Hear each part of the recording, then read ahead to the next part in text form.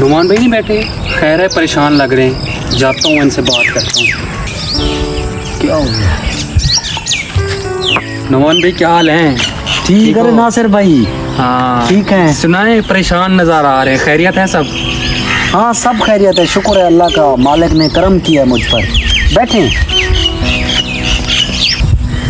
अरे नासिर मियाँ यार क्या करूँ, एक बच्चा है मेरा, दिमागी तौर पे और जिस्मानी तौर पे थोड़ा कमज़ोर है,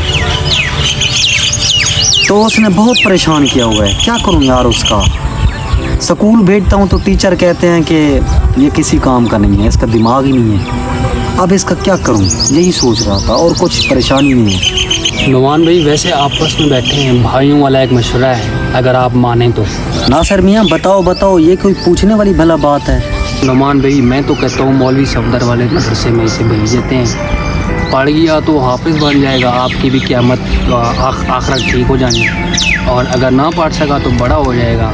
नुमान भाई वैसे भी हम नाम के मुसलमान हैं, जो बच्चा सही होता है हम उसे स्कूल में भेज देते हैं, जो बच्चा सही नहीं होता हम उसे मदरसे में भेज देते हैं। अरे नासिर भाई आपने सही बात बोली है, कल जाता हूँ सब मौलवी सफदर के मदरसे में जाके अपने बच्चे का दाखिला कराता हूँ।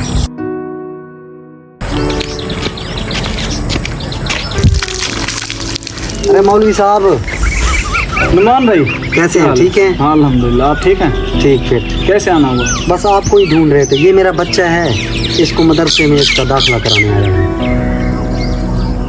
वैसे माशाल्लाह आप पढ़े लिखे हैं, आपके जो दूसरे बच्चे हैं ज़हीन हैं, तंदुरुस्त हैं, आपने उनको तो स्कूलों में भेज दिया है, जो कमज़ोर है लागर है आप मदरसे में ले आए। कोई शर्म करें, आप तो नाम के मुसलमान हैं।